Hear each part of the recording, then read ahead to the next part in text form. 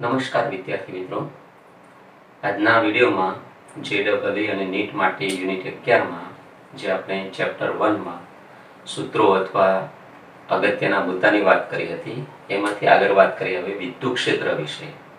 વિદ્યુત ક્ષેત્રની શોર્ટ વ્યાખ્યા તમને ખબર છે કે કોઈ પણ બિંદુ પાસેનું વિદ્યુત ક્ષેત્ર તેઓ એકમ ધન વીજભાર મૂકે તેના પર લાગતું બળ, એટલે શોર્ટમાં કહીએ તો E સદિશ at the R point is equal to F સદિશ upon Q. જો Q એ પરીક્ષણ વિદ્યુતભાર છે તેને મૂકવાને કારણે જે વિતરણ છે વિતરણને લીધે R સદિશ સ્થાન સદિશ ધરાવતા બિંદુ પાસેનું વિદ્યુત ક્ષેત્ર મેળવવું હોય તો Q પર તંત્ર વડે લાગતું બળ જે છે એ બળને Q વડે ભાગી દો, તે આપણને ક્ષેત્ર આપે. શોર્ટમાં કહીએ તો એકમ ધન વિદ્યુતભાર પર લાગતું બળ એ વિદ્યુત ક્ષેત્ર કહેવાય. હવે તેના પરથી જુદા જુદા વિતરણોમાં મુખ્ય બે પ્રકારના વિતરણ કહી શકાય: અસતત વિતરણ અને સતત વિતરણ. જો બિંદુવત વિદ્યુતભારો જે છે એ છૂટા છૂટા આવેલા હોય તેને અસતત વિતરણ કહીશું, અને સતત આવેલા હોય વચ્ચે કોઈ જગ્યા ખાલી ન હોય, વાસ્તવમાં હોય છે પણ એટલો બધો જથ્થો હોય છે કે તેને આપણે સ્થૂળ રીતે જોવા જઈએ તો પછી સતત ગણી શકાય. તો આ સતત વિતરણ જે છે એના લીધે વિદ્યુત ક્ષેત્ર અને બિંદુવત વિદ્યુતભારોના કારણે વિદ્યુત ક્ષેત્ર, એના સૂત્રોની વાત કરીએ. પહેલા એક અને માત્ર એક જ બિંદુવત વિદ્યુતભાર હોય તો બિંદુવત વિદ્યુતભારનું વિદ્યુત ક્ષેત્ર, તેનું સૂત્ર શું હોય તો તેનું સૂત્ર બનશે E સદિશ is equal to KQ upon R square અને R cap. જો Q is greater than 0 હોય એટલે કે ધન હોય તો ક્ષેત્ર જે છે એનાથી દૂર તરફની દિશા હોય, એટલે R cap જે છે એની દિશા દૂર તરફની દિશામાં હોય, વિદ્યુતભારથી દૂર તરફની દિશામાં. પરંતુ ઋણ વિદ્યુતભાર હોય તો તેના તરફની દિશામાં એટલે અંદર તરફની દિશામાં R કેપની દિશા હોય. પરંતુ વિદ્યુત ડાયપોલ હોય, વિદ્યુત ડાયપોલ એટલે કે જેમાં બે સમાન મૂલ્યના અને વિજાતીય વિદ્યુતભારો કોઈ સીમિત અંતર રહેલા હોય એને વિદ્યુત ડાયપોલ કહેવાય. વિદ્યુત ડાયપોલની ડાયપોલ મોમેન્ટ દ્વિધ્રુવીની ચાક માત્રા, વિદ્યુત દ્વિધ્રુવીની ચાક માત્રા, ગુજરાતીમાં અંગ્રેજીમાં વિદ્યુત ડાયપોલ મોમેન્ટ, જેનું સૂત્ર P સદિશ is equal to Q into 2A સદિશ, જેની દિશા -Q થી +Q તરફ હોય છે. બે બિંદુવત વીજભારો +Q -Q તેમની વચ્ચેનું અંતર છે તેને 2A ગણાવાય છે. મિડલ પોઈન્ટને O કહીએ, જેને ડાયપોલનું કેન્દ્ર તરીકે ઓળખવામાં આવે, અને ડાયપોલની દિશા જે છે તે -Q થી +Q ની દિશામાં લેવામાં આવે છે, P સદિશની દિશા. આવા વિદ્યુત ડાયપોલના વિદ્યુત ક્ષેત્રની વાત કરીએ તો તેમાં બે પ્રકારના બિંદુ પસંદ કરવામાં આવશે. વિદ્યુત ડાયપોલની અક્ષ એટલે કે ડાયપોલના બંને વિદ્યુતભારોને જોડતી રેખા જે છે એમાંથી પસાર થતી જે કઈ રેખા છે એને ડાયપોલની અક્ષ તરીકે લેવાય છે, અને બંને વિદ્યુતભારોને જોડતી રેખાનો લંબ દ્વિભાજક જેને વિષુવ રેખા કહેવાય, અને એમાંથી પસાર થતું સમતલ લઈએ લંબ સમતલ એને વિષુવ રેખીય સમતલ કહેવાય. તો આ બે બિંદુ પાસેના વિદ્યુત ક્ષેત્રની આપણે વાત કરવી છે તો વિદ્યુત ડાયપોલની અક્ષ ઉપર અને વિદ્યુત ડાયપોલની વિષુવ રેખા પરના વિદ્યુત ક્ષેત્રના સૂત્રની વાત કરીએ. વિદ્યુત ડાયપોલની અક્ષ પર વિદ્યુત ક્ષેત્ર કેટલું?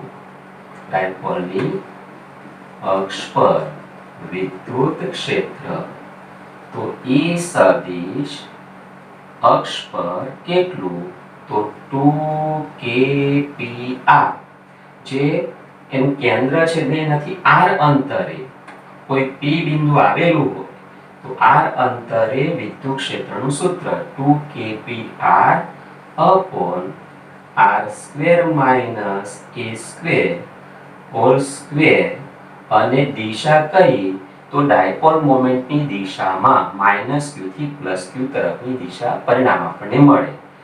પણ જો તમે આમાં કન્ડિશન સ્વીકારો કે ભઈ r is very much greater than small a છે, બે વીજભારો વચ્ચેનું અંતરની સરખામણીમાં બિંદુનું અંતર ઘણું મોટું હોય, જે વાસ્તવમાં હોય જ છે ફિઝિકલ ડાયપોલમાં, તો r is very much greater than small a હોય તો આ એને અવગણવામાં આવે તો r⁴ થઈ જાય, એટલે એક r ઉડી જાય તો r નો ઘન બાકી રહે. તેનું સરળ ફોર્મ્યુલા જે આપણે વારંવાર ઉપયોગ કરવાનો થશે, અક્ષ ઉપરનું વિદ્યુત ક્ષેત્રનું સૂત્ર બને 2kp r ઘન અને p કેપ. p કેપ એટલે ડાયપોલ મોમેન્ટની દિશામાંનો એકમ સદિશ, વિદ્યુત ડાયપોલની અક્ષ ઉપર વિદ્યુત ક્ષેત્રનું સૂત્ર. તે જ પ્રમાણે વિષુવરેખીય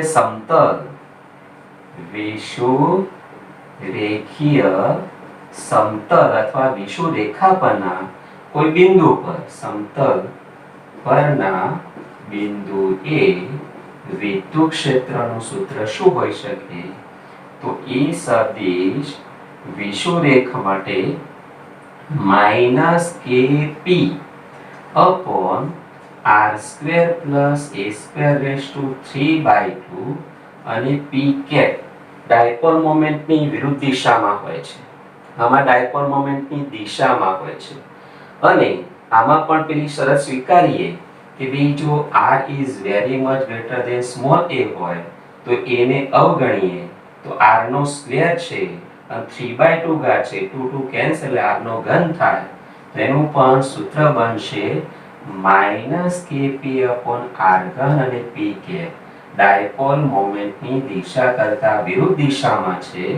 અને આ બંનેના ક્ષેત્ર તમે જો સરખામણી કરો તો મૂલ્યની દ્રષ્ટિએ અક્ષ ઉપર બમણું મૂલ્ય હોય છે, સમાન અંતરે લઈએ તો મૂલ્ય બમણું અને દિશા પરસ્પર વિરુદ્ધ હોય છે. તેને લગતા ઘણા બધા ગુજકેટમાં અને ગણતરીવાળા પ્રશ્નો જે છે એ આપણને આ JEE નીટમાં છે તે પ્રશ્નો પૂછી શકાય.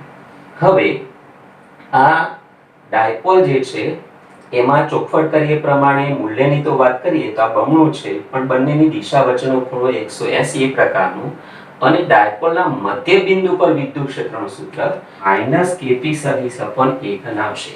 આ સૂત્ર પણ યાદ રાખી લેવું. કેટલીક વાર આના પરની ડાયરેક્ટ ગણતરી પ્રકારનો પ્રશ્ન પણ તમને પૂછી શકે. હવે આગળ વાત કરવી છે તટસ્થ બિંદુની.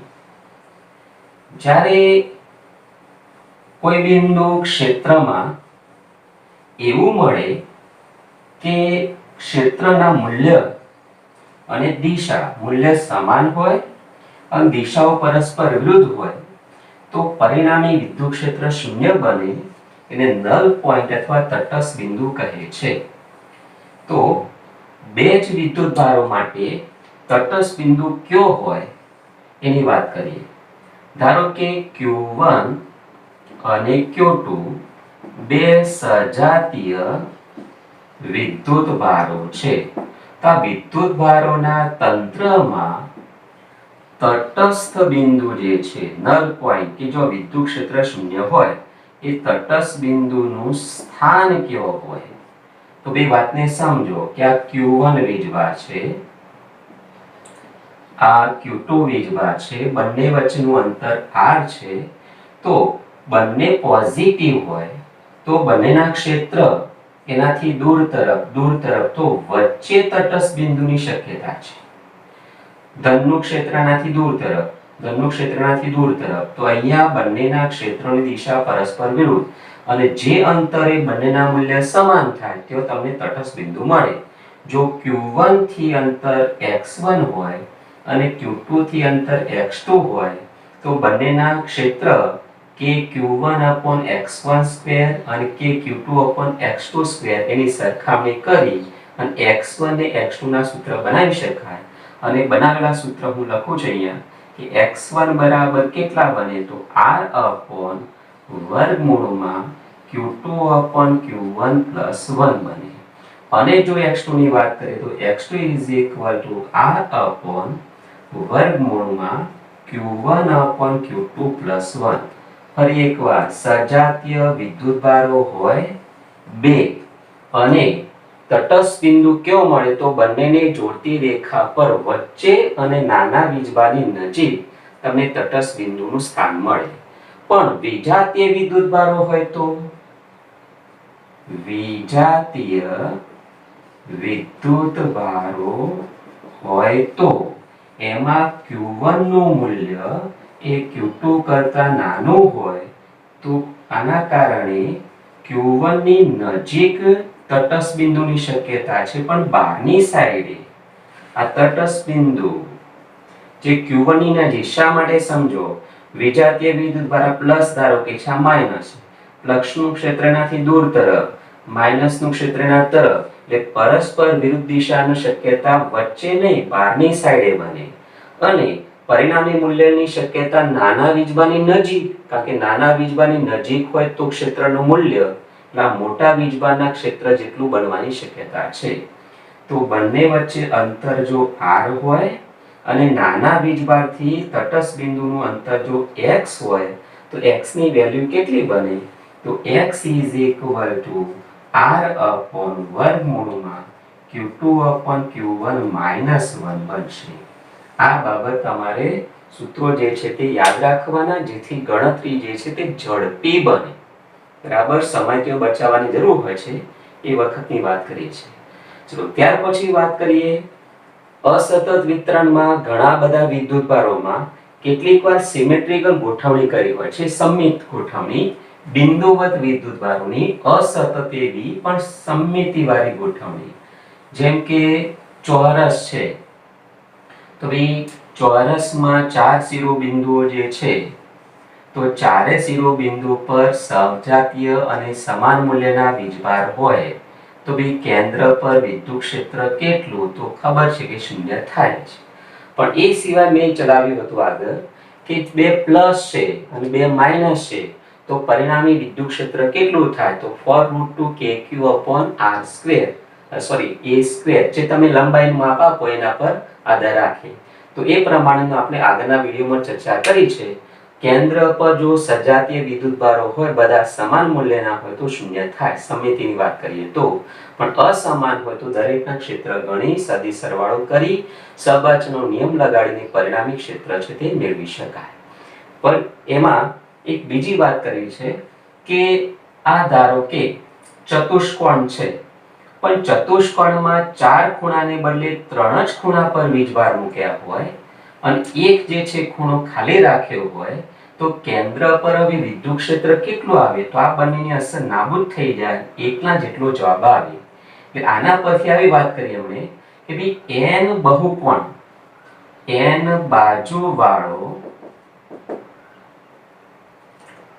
બાજુવાળો અને સમમિતિવાળો એવો બહુકોણ હોય, n બાજુવાળો બહુકોણ હોય અને તેમાં n-1, n બાજુ એટલે n શિરોબિંદુ હોય, n શિરોબિંદુમાંથી એક શિરોબિંદુ પર વીજભાર નહીં મૂકવાનું, n-1 શિરોબિંદુ પર સમાન વિદ્યુતભાર મૂકવામાં આવે તો મૂકતા કેન્દ્ર પર વિદ્યુત ક્ષેત્ર કેટલું તો 1 જેટલું મળે છે, kq/r². જો r એ નિયમિત બહુકોણ જે છે, સમમિતિ ધરાવતો જે બહુકોણ છે ના કેન્દ્રથી શિરોબિંદુનું અંતર દર્શાવે છે.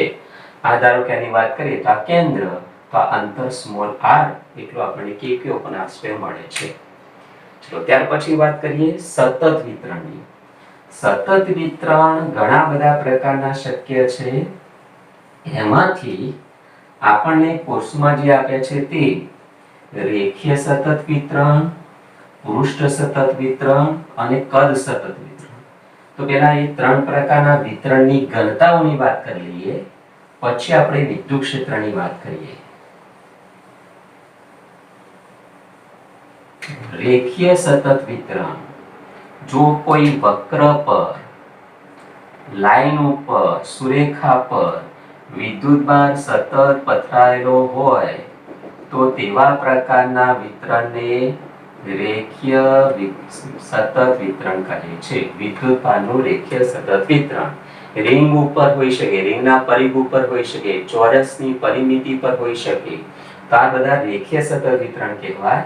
રેખીય સતત વિતરણમાં ઘનતા વ્યાખ્યાયિત કરવામાં આવે છે રેખીય વિદ્યુતભાર ઘનતા. રેખીય વિદ્યુતભાર ઘનતા લેમ્ડા ઇઝ ઇક્વલ ટુ વક્ર પરનો કે રેખા પરનો કુલ વિદ્યુતભાર અપોન તેની કુલ લંબાઈ. આનો એકમ કુલમ પ્રતિ મીટર પારિમાણિક સૂત્ર એના પરથી બનાવી શકાય. કોઈ પૃષ્ઠ ઉપર કોઈ સમતલ પર વિદ્યુતભાર સતત પથરાયેલો હોય તો એને પૃષ્ઠ વિતરણ કહેવાય. તેના પરની ઘનતાને પૃષ્ઠ વિદ્યુતભાર ઘનતા કહેવાય. પૃષ્ઠ વિદ્યુતભાર ઘનતા તેનું સૂત્ર કુલ વિદ્યુતભાર અપોન કુલ ક્ષેત્રફળ. કેટલીકવાર S લખાય છે, કેટલીકવાર એરિયા એટલે એ લખાય, સરફેસ એટલે સપાટી S પણ લખાય છે. કુલમ પ્રતિ મીટર સ્ક્વેર. કોઈ જગ્યાએ સમઘન લંબઘન વિદ્યુતભારથી ભરેલો હોય, ગોળો છે તે વિદ્યુતભારથી ભરેલો હોય તો ત્રિપરિમાણમાં જો વિદ્યુતભાર આવેલો હોય તો એના કારણે આપણને જે સતત વિતરણ મળે તેને કદ સતત વિતરણ કહેવાય. આ પૃષ્ઠ સતત વિતરણ કહેવાય કદ સતત. અને કદ સતત વિતરણમાં કદ વિદ્યુતભાર ઘનતા જે છે એને વ્યાખ્યાયિત કરાય છે કદ વિદ્યુતભાર ઘનતા ρ is equal to q upon v. એકમ કદ દીઠ વિદ્યુતભાર કુલમ પ્રતિ મીટર ઘન. આમ ત્રણ પ્રકારના વિતરણ છે. એ વિતરણોને કારણે વિદ્યુત ક્ષેત્ર જે છે એની વાત કરવાની છે. એમાં એક તો હું અહીંયા લખી રાખેલું છે, આ વિતરણ આપણી બુકમાં નથી આપ્યું પણ આપણે JEE નીટની વાત કરી રહ્યા છીએ તેમાં ગમે તે બોર્ડમાં ગમે તે રેફરન્સ બુકમાં જે ફોર્મ્યુલા આપેલી હોય એનો આપણે ઉપયોગ કરવાનો જ રહેશે, તૈયાર કરવાનો રહેશે. તેમાંથી આ વિતરણની આપણે વાત કરીએ. આ નિયત લંબાઈનું સુરેખીય વિતરણ છે. રેખીયમાં સુરેખીય, સુરેખીય એટલે સીધી રેખા પરનું. તો આ L લંબાઈનું નિયત લંબાઈનું એવું સુરેખીય અને લેમ્ડા જેટલી સમાન રેખીય વિદ્યુતભાર ઘનતા વાળું વિતરણ છે. આ વિતરણના લીધે વિતરણથી r જેટલા લંબ અંતરે કોઈ p બિંદુ આવેલું છે અને આ p બિંદુ જે છે એ વિતરણ જે છે વિતરણના છેડાઓ સાથે જે ખૂણો આંતરે છે લંબ સાથેનો, એક બાજુનો ખૂણો આલ્ફા છે, બીજી બાજુનો ખૂણો બીટા છે. તો આવી પરિસ્થિતિમાં લંબ દિશા જે છે ને આપણે x અક્ષ તરીકે લીધી અને વિતરણવાળી દિશા છે ને y અક્ષ તરીકે લીધી. તો x અક્ષની દિશામાં વિદ્યુત ક્ષેત્રનો ઘટક અને y અક્ષની દિશામાં વિદ્યુત ક્ષેત્રનો ઘટક કેટલો થાય? તો અહીંયા આપણે એ ગણતરી કરવી પડે, ખંડ પાડવો પડે, સંકલન કરવું પડે. ગણતરી પૂર્ણ કરીને સૂત્ર આપણે સ્વીકારી લીધું છે. તો ભાઈ x અક્ષની દિશામાં એટલે કે લંબ દિશામાં વિદ્યુત ક્ષેત્ર k lambda upon r. k એટલે કુલમના નિયમમાં જે સપ્રમાણતા અચળાંક આવતો હતો તે 9 × 10⁹ વાળો જે છે એ જ તે લેમ્ડા અપોન r. અને ખૂણો જો નીચે તરફનો આપણે આલ્ફા ખૂણો છે ઉપરનો બીટા તો sin alpha plus sin beta. એ જ પ્રમાણે y ઘટકની વાત કરીએ તો તેમાં cos આવશે તો k lambda upon r cos beta minus cos alpha. ફરી એકવાર નિયત લંબાઈનું સુરેખીય વિદ્યુતભાર વિતરણ જે છે એના લીધે લંબ અંતરે r જેટલા લંબ અંતરે p બિંદુ છે તો ત્યાં આગળના વિદ્યુત ક્ષેત્ર લંબ દિશામાં અને એની સમાંતર દિશામાં વિદ્યુત ક્ષેત્રના ઘટકો આ પ્રમાણે મળશે. વળી એમાં કન્ડિશન સ્વીકારીએ કે ભાઈ આલ્ફા અને બીટા બંને જો સમાન હોય તો y ઘટક સ્વાભાવિક છે કે ભાઈ આલ્ફા અને બીટા સમાન એટલે y ઘટક 0 થઈ જશે. પણ x ઘટક એટલે લંબ દિશા જે છે એમાં રહેશે 2k lambda upon r. sin alpha પણ લખાય અથવા sin બીટા પણ લખાય. ધારો કે 45 નો ખૂણો 45 નો ખૂણો તો બંને જે છે સમાન ખૂણો એટલે આલ્ફા પણ લખી શકો અને બીટા પણ લખી શકો. તો આ નિયત લંબાઈના સુરેખીય વિતરણને લીધે વિદ્યુત ક્ષેત્ર છે. વળી એમાં આવું સ્વીકારીએ કે ભઈ અર્ધ અનંત છે એટલે કે અહીંયા જે છેડો છે ત્યાં આગળ આ બિંદુ લીધું છે અને બીજો છેડો અનંત અંતરે છે. તો અનંત અંતરે હોય તો એક સાઈડનો ખૂણો જે છે આલ્ફા એ 0 બની ગયો અને બીજો ખૂણો જે બીટા છે તે π/2 બનશે. જેમ આ લંબાઈ વધે તેમાં એંગલ વધતો જાય છે. ચલો અહીંયા આવે તો ખૂણો વધે, આગળ જાય તો ખૂણો વધે. એમ અનંત લંબાઈ હોય તો બીટા બરાબર π/2 થાય અને છેડા પર આવી જઈએ તો આલ્ફાની કિંમત 0 થઈ જાય. તો અર્ધ અનંત તાર જો હોય એટલે કે છેડા પર બિંદુ આવેલું હોય તો તે માટે આલ્ફા 0 લેવાય આ સૂત્રમાં અને બીટા π/2 લેવાય. તો ex ની વાત કરીએ તો આ π/2 થયા અને આ 0 થયા sin 0 = 0 sin π/2 ની કિંમત 1 થાય તો સૂત્ર થાય k λ/r k λ/r. પણ y ઘટકની વાત કરીએ તો ભાઈ y ઘટક જે છે એમાં આલ્ફાની કિંમત 0 થઈ ગઈ આલ્ફા બરાબર 0 અને બીટા બરાબર જે છે π/2 છે તો એમાં સૂત્ર થશે ey - k λ/r. તો જે પ્રકારે આપણને ગોઠવણી કરીને આપી હોય તે પ્રકારનું વિદ્યુત ક્ષેત્ર જે છે મળશે વર્ગોના સરવાળાનું વર્ગમૂળ કારણ કે બંને પરસ્પર લંબ છે p બિંદુ પાસે પરિણામી વિદ્યુત ક્ષેત્ર √2 k λ/r બનશે. જો ત્યાર પછી વાત કરીએ કે આ વિદ્યુત ક્ષેત્ર જે છે એ અર્ધ અનંત ને બદલે અનંત લંબાઈનું હોય જે આપણા ઓલરેડી કોર્સમાં છે. અનંત લંબાઈનું સમાન સુરેખીય વિતરણને લીધે આ જેટલા લંબ અંતરે વિદ્યુત ક્ષેત્રનું સૂત્ર જે આપણે હતું E સદિશ બરાબર 2k λ/r અને r કેપ એનું એ સૂત્ર અહીંયા મળી જવાનું કારણ કે આલ્ફા બીટા બરાબર π/2 π/2 π/2 π/2 π/2 એટલે y ઘટક છે તે શૂન્ય થઈ ગયો માત્ર x ઘટક જ રહેશે 1 + 1 એટલે 2 થઈ જશે એટલે 2k λ/r અને k ની કિંમત 1/4πε0 લઈએ તો λ/2πε0r અને તેની દિશા લંબ દિશામાં છે તો તમે સદિશ રૂપે લખો તો r કેપ એવું લખી શકાય અને ઉલ્લેખ કરવો પડે કે રેખીય વિતરણની લંબ દિશામાં હોય છે. ધન વિદ્યુતભાર વિતરણ હોય તેનાથી દૂર તરફ હોય ઋણ હોય તો એના તરફની દિશામાં છે. તો આ સુરેખીય વિતરણની વાત કરી.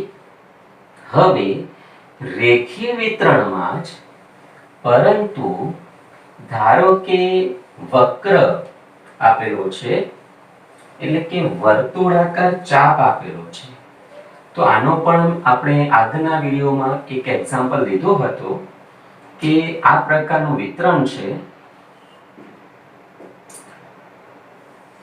xy સમતલ છે અને એમાં r ત્રિજ્યા વાળો અને ઉગમ બિંદુ પાસે થીટા જેટલો ખૂણો આંતરતો ચાપ આવેલો છે અને જેની ત્રિજ્યા સ્મોલ r છે આ થીટા જેટલો ખૂણો આંતરે છે અને આના પર રેખીય વિદ્યુતભાર વિતરણ જે છે એની સમાન એવી ઘનતા લેમ્ડા છે.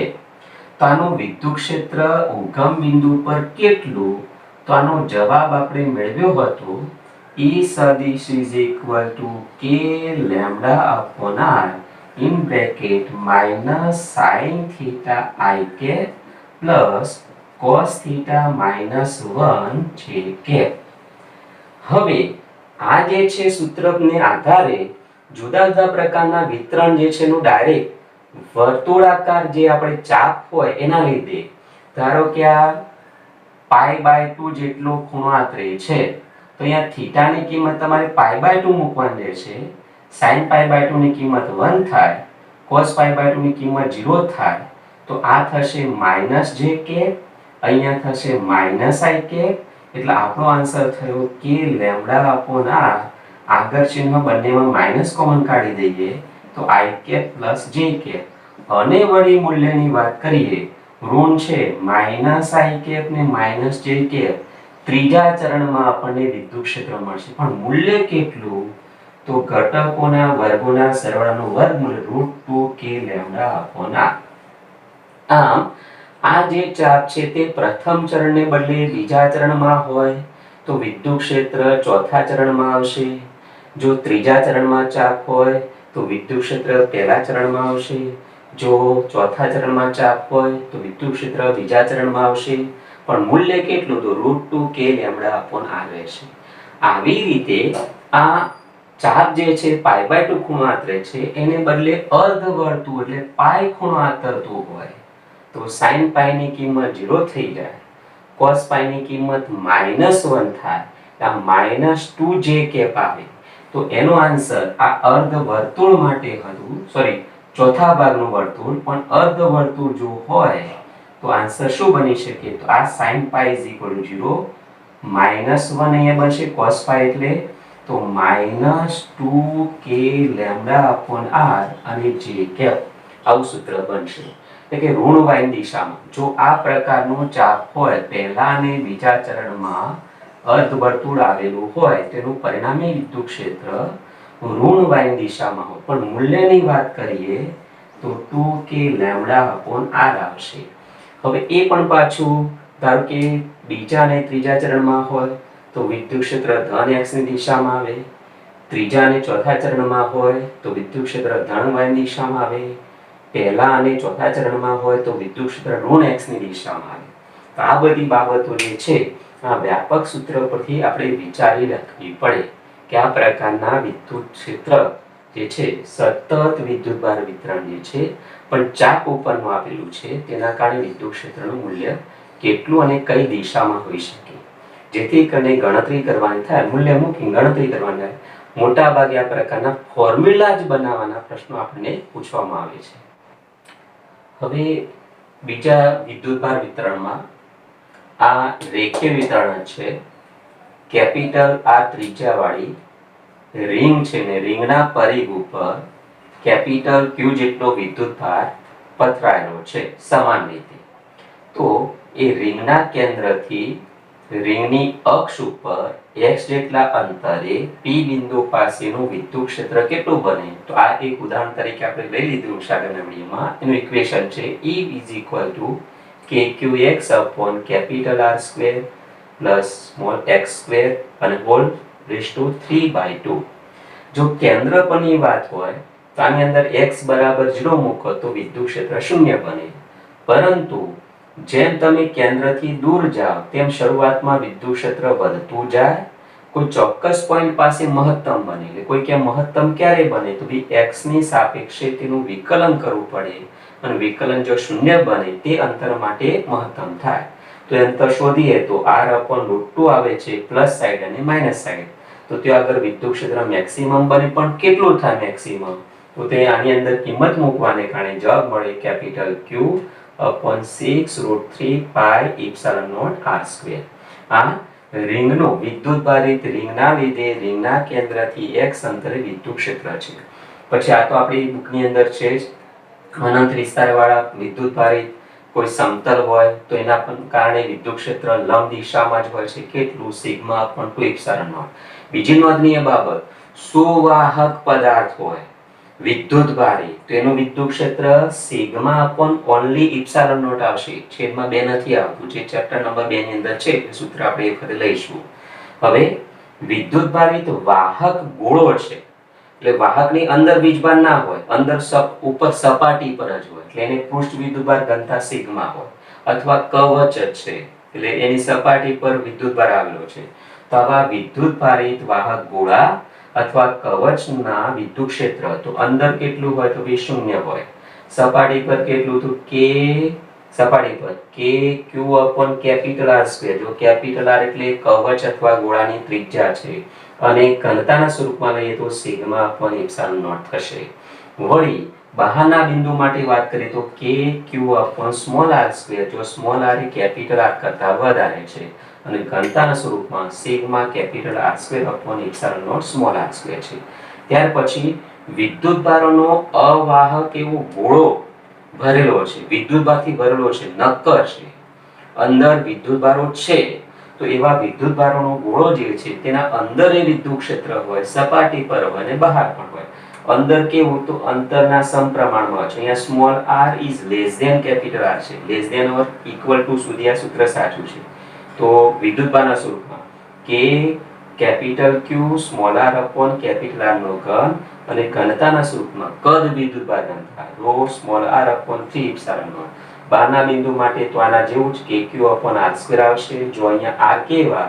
આ જે r છે તે r is less than or equal to capital R અને અહીંયા r is greater than equal to capital R અને ઘનતાના સ્વરૂપમાં ρ કેપિટલ R³/3ε0 સ્મોલ r². આ બંનેમાં તમે જો સ્મોલ r બરાબર કેપિટલ R મૂકી દો તો સપાટી પર જવાબ આવે અહીંયા હું સ્મોલ આર ને બદલે કેપિટલ આર મૂકું તો કેપિટલ આર એક ઉડી જાય એટલે કે ક્યુ અપોન કેપિટલ આર સ્ક્વેર. અહીંયા કેપિટલ આર મૂકું તો આ સૂત્ર બની જશે. આની અંદર સ્મોલ આર ને બદલે કેપિટલ આર મૂકું તો પણ આ સૂત્ર બને. આની અંદર સ્મોલ આર ને બદલે કેપિટલ આર મૂકું તો પણ આ સૂત્ર બને. એટલે સપાટી પર વિદ્યુત ભાર ગોળો, સમાન વિદ્યુત ભારનો ગોળો હોય અવાહક, તેનું વિદ્યુત ક્ષેત્ર. અર્ધગોલક હોય તેનું વિદ્યુત ક્ષેત્ર સિગ્મા અપોન 4 પાઈ એપ્સિલોન ને બદલે 2 એપ્સિલોન નોટ હતા અનંત વિસ્તાર વાળું, એને બદલે 4 એપ્સિલોન નોટ આવે છે. વળી વિદ્યુત ભારિત તકતી હોય, તકતી વિદ્યુત ભારિત જાણે સમતલ જ છે, તેનું વિદ્યુત ક્ષેત્ર જે છે તેના સમતલ સપાટી જે છે એનાથી x જેટલા લંબ અંતરે વિદ્યુત ક્ષેત્ર કેટલું હોય તો sigma upon 2 epsilon not into 1 minus x અંતરે હોય તો x અપોન વર્ગમૂળમાં x square plus capital R square. એમાં x જે છે એની કિંમત જેમ બને તેમ ઓછી લઈએ તો આ તકતી અનંત વિસ્તારની માફક વર્તે છે. તેનું સૂત્ર જે છે આ પ્રમાણના સૂત્રને ઓબે થશે. એટલે E બરાબર સિગ્મા અપોન 2 એપ્સિલોન નોટ. અને અનંત અંતરે જતા રહો તો kq અપોન r સ્ક્વેર બિંદુવત વિદ્યુતભારની જેમ વર્તે છે. હજુ બીજા વિતરણો જે છે બાકી છે કે નળાકાર જે છે એનું વિદ્યુતભાર વિતરણ હોય, અલગ અલગ પ્રકારના રેખીય વિતરણોને આકાર આપવામાં આવે એના કારણે વિદ્યુત ક્ષેત્ર, તે બધા વિદ્યુત ક્ષેત્રની આગળના વિડીયોમાં વાત કરીશું. અને પછી વિદ્યુત ફ્લક્સ બરાબર અને ક્ષેત્ર રેખાઓ એ પણ વાત કરીશું. નમસ્કાર.